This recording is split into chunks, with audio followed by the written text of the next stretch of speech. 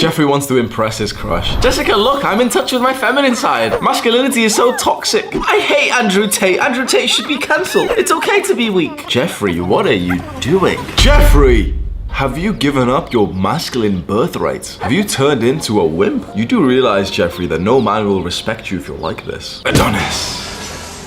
Adonis actively tries to increase his masculine energy so that he can enjoy a beautiful, polarized relationship with Anastasia. He hears Jeffrey talking about toxic masculinity and he chuckles. Jeffrey still has a lot to learn. I need to do better as a leader to help him. Over 10% of Gen Z males consider themselves to be very feminine. A lot of guys don't even realize what feminine or masculine energy is, so you might not even know if you are feminine. But understand this, if you are feminine, you will never dominate a woman. She will dominate you. Because if you are feminine, she has to be masculine. There has to be this polarity, which means that if you are feminine, she will be in charge. You'll be like the little boy that she's looking after. You'll never dominate her like some other guy may have. When I tell men this, what it means to be feminine, which is submissive, or what it means to be masculine, which is dominating, suddenly they start paying attention and they're like, oh fuck, okay, my new goal is to become more masculine. How do we do that? Well, first of all, why are so many men so feminine to begin with? Well, you can take one look around, look at the media, look at the movies, look at everything, look at the bullshit conditioning, look at the feminization of the education system. You go through school and you're taught to sit still, cross your legs, squeeze your nuts in, and not to act like a boy. The teachers, the fat, female, obese teacher sees you and your friends pushing each other in the grass and she'll start shouting at you. What? You've been raised to be feminine because that is the way to be successful in the school system. The ultra masculine boys, isolation, detention, juvenile detention centers. And you might think, oh yeah, but those guys are really bad and stuff, but like, they needed our help. The true masculine men, the ultra masculine men, are either in some detention center or in prison. And you might say, yeah, well, you know, they're criminals and stuff, but they needed our help. They needed a good system that developed the healthy parts of their masculinity, that created a life for them where they didn't need to lash out. But you want to know the real reason why so many men are weak and feminine? It's because we've been living in the good times. We've been in the good times for a while. It's safe for a lot of people for a long time, right? Maybe not so much now, but for a long time we were in the good times. We were in the safe times, and that's how you've been able to see the development of weak people having a voice, because that's never been a thing before. Weak people don't deserve a voice generally, especially in harder times when we're more about survival. But when you've had a really good time, prosperous time, and there's no war in the West, you know, actually in the home territory, well then it's time, you know, we may as well give that dickhead with low testosterone a voice, and you know, he's gonna shout about feminism and stuff, and he's gonna say that masculinity is bad, and he's gonna say that Andrew Tate is toxic. People like that who are convincing you to be a little bitch have a voice right now because they're safe to do so. The good times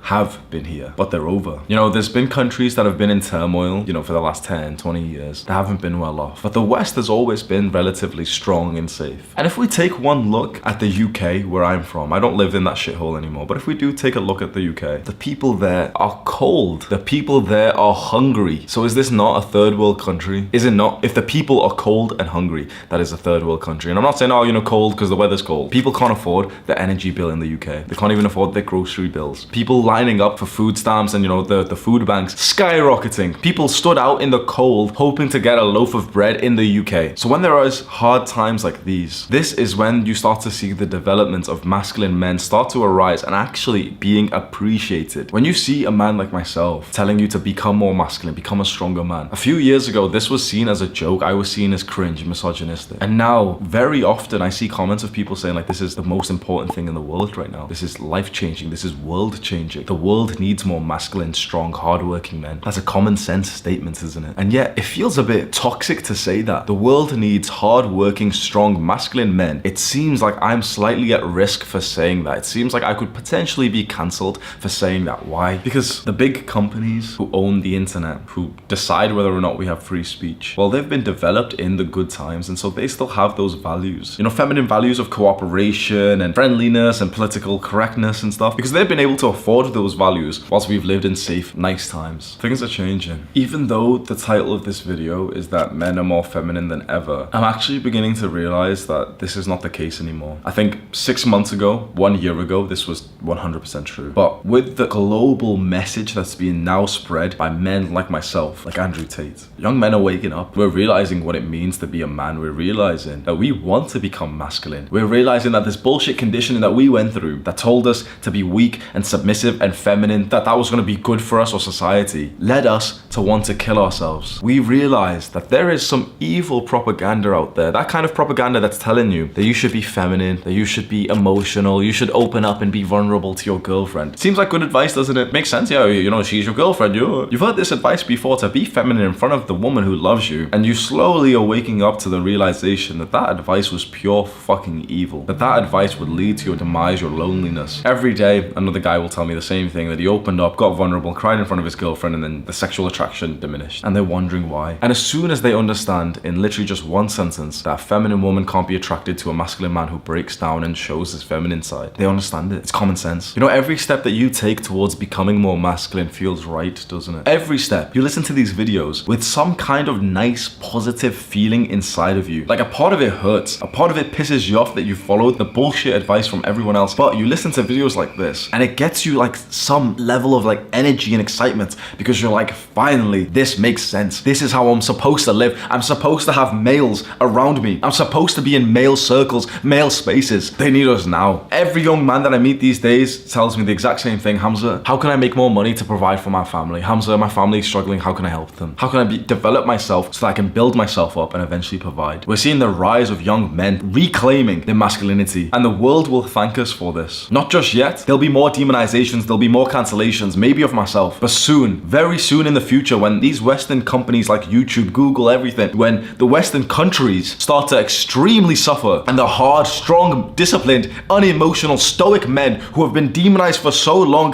come back in to help those countries, they'll celebrate the strong men just a couple of months after wanting to cancel them, because they live in safety, and these people don't even realize that their safety, their good times have been built from the strong men who have passed. So when there's safety, these good times are ending now, and they're going to experience some turmoil. They're going to experience some hard times because they just destroyed men. They made men weak. They will experience pain because they made men feminine. Not the world. You know, it's easy for me to say, oh yeah, the world will experience pain. No, it won't. Because you do realize countries are very different. This is the scariest thing for me, and maybe it's for you. It's not that the world's men have become feminine. Go and look at the men in Russia. They're not feminine. You'll go for a handshake and they'll crush your fucking hand. There are countries out there whose men are masculine, and they're looking over at some Western countries right now just thinking, that's free lunch. That's easy over there. They've got women, they've got resources. We should probably go and take it. And we've lived in such safe times that it feels hard to believe that there's going to be a massive war. But if there is, I hope there isn't, but if there is, and the Western feminized man is going to go up against a traditional masculine man, it's going to be a fucking bloodbath. This propaganda, this weakness of masculine values, this demonization, this cancellation of masculinity in mostly the West, it is going to end very soon, because they're going to need men like us. They're going to start to praise the men who are waking up early and being disciplined, because they're going to need us. You know, as soon as the draft starts and it's time for men to be strong, and you know that, oh, your country needs you, that's when they'll want you. So far, they're telling you, yeah, shut the fuck up, let's chop his dick off, let's pump him full of shit that like lowers his testosterone levels. But as soon as it's time for war, you will be praised as a warrior. I don't know what decision you'll want to make then. I don't know what decision I'll make when it comes to that. Making this video has made me realize the tides are